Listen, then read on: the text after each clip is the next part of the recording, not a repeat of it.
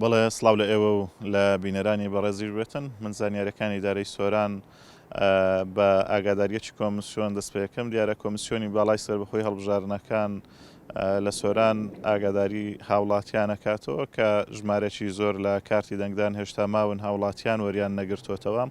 داوا کاتن سەردانی بنکەکانیان بکەن بۆ ئەوەی کارتی دەنگدان وەرگرنەوە و بێبەش نەبن لە دەنگدان و ئاماژیان بەوە داوە تاوەکو بەیانیش کە ڕۆژی دەنگدانی گشتی بەڕێوەچێتن هاوڵاتیان نەتوان سەردانیان بکەن و کارتەکانی دەنگدانیان وەربگرنەوە دیارە بەیانی کە دەنگدانی گشتی بەڕێوەچێتن لە ئیدارەی سۆران 361 وێستگە بەڕووی دەنگدەران ئەکرێتەوە کە خۆی بینێتەوە لە 113 بنکەی دەنگدان 180,000 کەس لە ئیدارەی سۆران بەیانی مافی دەنگدانیە بێتن بۆیە گرنگە هاوڵاتیان بە گەرم و گوڕی بەشداری لە پرۆسەی دەنگدان بکەن بەیانی بۆ ئەوەی کە چەندین ساڵە گلەیی و ناڕەزایەتیان هەیە دەنجی خۆیان بدەن و گۆڕانکاری لە دەسەڵات بکەن بۆی نوێنەری ڕاستەقینەی خۆیان هەڵبژێرن دوێنێ کە دەنگدانی تایبەت بەڕێوەچوو ئەمەوێ ئاماژە بە چەند خروقاتێک بکەم لە ئیدارەی سۆران کە لەلایەن حزبی دەسەڵاتەوە بەڕێوەچوو لە نزیێ قوتابخانەکان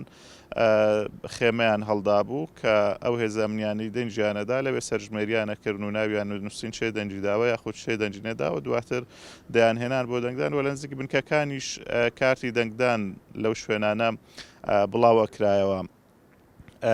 سەبارەت بە پەروەردەی ئیسلامی کە لە چەند ڕۆژی ڕابردوودا وەزارەتی پەروەردە بە شەوانەی پەروەردەی ئیسلامی لە پۆلی نۆی بنەڕەتی کەمی کردەوە دواتر کە دەنجی ناڕەزایەتی لە نێو هاوڵاتیان لە سەرتاسەری هەرێمی کوردستان بڵاو بوویەوە وەزارەتی پەروەردە بە بڕیارەکەی خۆی داچوویەوە و بە شەوانەکانی وە خۆی لێکردەوە دوێنێش دیارە پەروەردەی سۆران گشتانێکی کردووە بۆ سەرجەم قوتابخانەکان کە بەشە پەروەردەی ئیسلامی وە خۆی لێ بکرێتەوە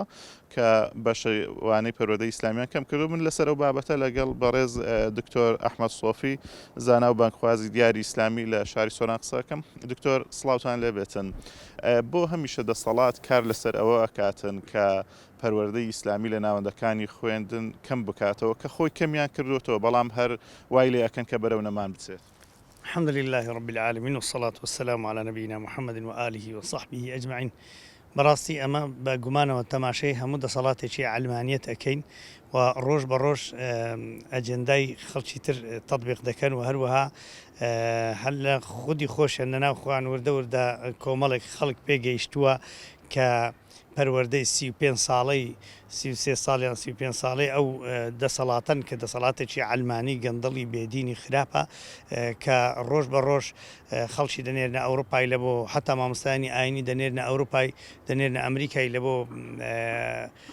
تێگەیشتن بە نوعێکی دیکە وەکو خۆیان دەیانەوێت لە دینی ئیسلام و وردە سستکردنی ئەو مەسەلە ئیمانیانە لەوەی دینی ئیسلام وردە لە ناو خەڵکی وە دوور بێخنەوە و هەروەها بیانەوێ خەڵکەکە بە ئاراستەیەک بڕوە کە پێگوترێت علمانیەت یا پێگوترێت لادینیەت یا پێگوترێت فەصل الدینی عن الحیات یعنی دین لە ژیانی خەڵکی دوور بێخنەوە ئەگەر لە شەرمی خەڵکیان نەبی لێرەوە بە هەموو خەڵکی کوردستان ڕادەگەن ئەگەر لە ترسی ئەو خەڵکەی نەبی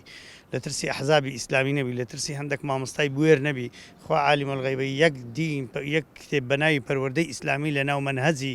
تربیەی لە ناو منهەجی وەزارەتی پەروەردە نامینی حتى ئێوارە برێن ئەمە مسلمانەتەکان بە کەیفی خوانە بە کەیفی شەرع نییە دەڵێ کەس لە خۆم بە مسلمانتر نازانم کەسی تەماشە دەکەی ئەو شتانی ئەو دەکا لە ئەوروپا جاروێت جێبەجێ ناکرێ لە مدیرێکی دەپرسی ئەتو کاکات بۆ شتێ دەکەی دەڵێ کاکا من مسلمانم بەڵام ئەو ئیشە ئەوها مەسلحەتە وإذا قيل لهم لا تفسدوا في الأرض قالوا إنما نحن مصلحون خوای گەورە باسییانەکە فەرمێ لە منافقات بپرسی بە ئەو ئیشەی لۆ دەکەی دییان گوت ئەمە بۆ چاکسازێ و ئیشەی دەکەین خوای گەورە فەرمێ ئەلا إنهم هم المفسدون ولكن لا يشعرون ئاگادار بن ئەوانە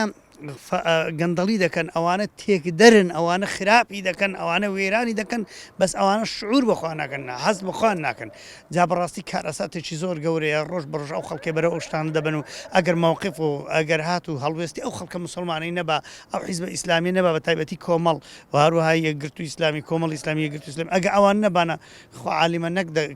ئەو دەرسەش نەهاتوە جێی خۆی ئەگەر ئێمە لایان نەکەینە هەرا ئەوانە هەر گوێشان لێ نییە مێش میوانیان نییە بەیانی ینی دەنگدانی گشتی بەڕێوە چێتن دکتۆر ئەبینی خەڵک بەردەوام گلەیی هەیە ناڕازی هەیە 4 ساڵ کەڵبژاردن ئەکرێت بۆ خەڵک هەوڵ نادا گۆڕانکاری بکە لە زیاتی بایکۆتکردن یان کوچەڵکردن دەنگ بە نوێنەرانی ڕاستەقینە بداتن. وڵای ئەو خەڵکە چەند تەبەقەیەکە چەند بەشەکە بەشەکی صاحب شعورە و تێگەیشتی و پێی دەڵێن عقولی کەبیێڕە پێ دەڵێن خەڵکی تێگەیشتی ئەوە زۆر بەهیمەتەوە چاوەڕی سبەینێ دەکا چاوەڕی ئینتیخابی دەکە بچی گۆڕانکاری دروست بکە تەبەقەی شان دەبی پێی بڵێ کاکە هەستە بڕۆ برا بە قوربان چاوەکەم هەستە شتێکی بکە بە ئەو خەڵکە وێران نەبی بەجێت دەکەوت دەچی الحەمدلله مطیع و دەچی بەجێت دەکە و دەنجی خۆی دەدا و دەنجی دەداتە کەسێکی باش و مسلمان و ڕێک بەڵام ئەوەی سێهەمینیان بە هیچ تێناگە سوبحان الله نە تەماشای ڕابردوو دەکە چیان کردووە ئەوانە نە خەڵکی خراپچی کردیان بۆیان هەیە نە تەماشای داهاتوش دەکە دەخوات چ دەقەومی لە ئەو ڕۆکە دەژی یعنی هیچ بۆ ناڵێ ئەو کوردستان پێش ئێستا چی بەسەر هاتیە و خەڵک چی بەسەر هاتیە و وەزعمان کوو بووە و فلان کەسە چی کردیە و هەر هیچ ئەو شتانی بەبیر نییە لۆ سبەینێش هیچ هەنگاوەشین وەڵی پێیان دەڵێم لە خوای گەورە بترسن پێیان دەڵێم عقلی خۆ بین نۆسەری خۆ ئەخە لە ڕابردو ئەوانە چیان کردیا کاکە لۆ ناچی گۆڕانکاریەکی دروستکەی کاکە لۆ ناچی تعبیر لە ڕێی خۆت دەئێ هاوار ئەدی باشە سبەینی ئەو 4 ساڵی دی کاخر هیچ ناکرێت دوایێ ئەکە تو ئێستا کەسێکی باش دانەنی ئەتو یعنی چت لە دەست دێ ئەتو یعنی دەچی مەسەرەن دانانی مەسیحیەک لە جیاتی مسلمانان لەسەر لە کورسی انتخابی ئەخرە تو فکرکەوە چت کردیا تو شتێکی زۆر گەورەت کردیا کەسێکت کردیتە مراقب ئەسڵن بڕوای پێغمبەر محەممەدی صلی الله عليه وسلم کابرا نصرانیە مەسیحیە بە قسەی شێت کردیا وەڵا لەبەر معاشەکەم ئێوە معاشەکەت حرامە وەک چۆن لە ڕابردوو بە حرام خواردیا ئەو جاری قڕت بەسەری خۆ کرد ئاگرت تێبەردا والله خێر لەو معاشەی نبینی دوامین دەچی ئاخر ئەو کابرا سبێنێ نابی بیتە وەکیلی تو لە مراقبەی ئەو حکومەتەی لەبەرەوەی مراقب دەبی ئەمین بی ئەو کەسێک کە حرستە ئەو کەسێک کە مراقبتە ئەو کەسێک کە نوێنەرتە دەبی کەسێکی ئەمین بی ئەنجا مەسەلەی وەلا و بەڕات و مسلمان دەبی وازە بە خۆش بێ ڕقت لە کافری بیتەوە ڕق لێ بنەوەی ڕق لە عەقیدەکەی بیتەوە خۆناری بڕۆ بیان کوژە ڕق لە عەقیدەکەی بیتەوە تزای ئەوەی بیکە ڕدێن سپی خۆت و بینێری لە بۆ بەغدایە دکتۆر دوێنێ ئەوەی لە بنکەکانی دەنگدان بە دیکرا لە ئیداری سۆرانە بینین دەنگ بە کەمایەتیەکان بە تایبەتی کاندیدێکی مەسیحی دراوە لە کاتێکدا ئەو پێشمەرگانە هەمویان مسلمانن ڕۆژیگرن ئەمە تا چەندە دروستە ینی بۆ کابرای مسلمان و نوێشکەر بەم شێوەیە دەنگ بدات والله ئەو پەڕی بێ ئومێدبوونی منە لەوەی کەسێک هەندەی وە غیرەت بیسیلاحی هەر بگری بەڵام هەندە غیرەتی نەبی دەستبەرداری ئەو معاشەوی لە پێنا ئەوی دەنگ نەدەبا کە کابرایەکی نەسرانی و مەسیحی ئەو چیا پێ دەڵێن مەسیحی گەرە مەسیحی نینە نەسرانی ئەوە چییە وەڵڵا حیزبەکەی ئەمری پێ دەکە گەنە معاشی دەبڕی هەزار جا لعنەت لەو معاشەی